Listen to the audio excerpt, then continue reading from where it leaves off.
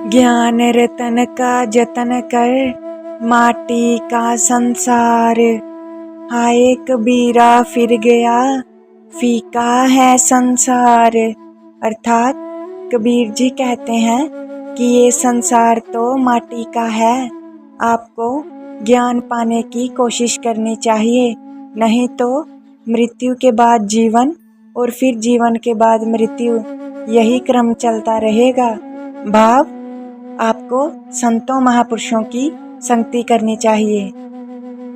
दोष पराये देख कर चला हसंत हसंत, अपने याद ना आवई जिनका आद न अंत। अर्थात कबीर जी कहते हैं कि ये मनुष्य का स्वभाव है कि जब वह दूसरों के दोष देखकर हंसता है तब उसे अपने दोष याद नहीं आते, जिनका ना आद है ना अंत है। भाव हमें अपने गुनाहों की ओर देखना चाहिए। झूठे सुख को सुख कहे, मानत है मन मोद।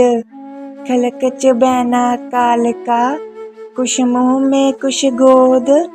अर्थात कबीर जी कहते हैं कि अरे तू झूठे सुख को सुख कहता है और मन में प्रसन्न होता है।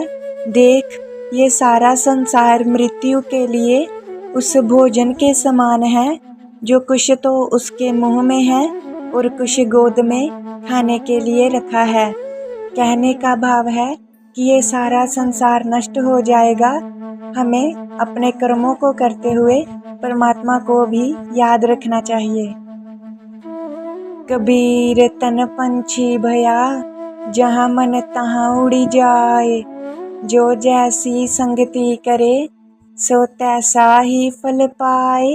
अर्थात कबीर जी कहते हैं कि संसारी व्यक्ति का शरीर पक्षी बन गया है और जहाँ उसका मन होता है शरीर उड़कर वहीं पहुँच जाता है।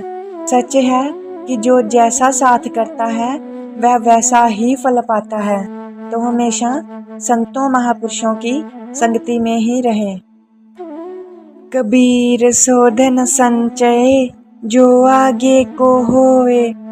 शीस चढ़ाए पोटली, ले जात ना देखे कोई। अर्थात कबीर जी कहते हैं कि उस धन को इकट्ठा करो जो भविष्य में काम आए। सर पर धन की गठरी बांधकर ले जाते तो किसी को नहीं देखा। मन ही मनोरथ छोड़ दे, तेरा किया ना होए। पानी में घी बनिक से, तो रूखा खाए ना कोई। अर्थात कबीर जी कहते हैं कि मन की इच्छाएं छोड़ दो, उन्हें तुम अपने बुत पर पूर्ण नहीं कर सकते। यदि पानी से घी निकल आए तो रूखी रोटी कोई ना खाएगा। कहने का भाव है सब कुछ प्रभु के हाथ में है। अपने कर्मों को करते हुए फल की इच्छा ना करें और सब कुछ प्रभु पर छोड़ दें।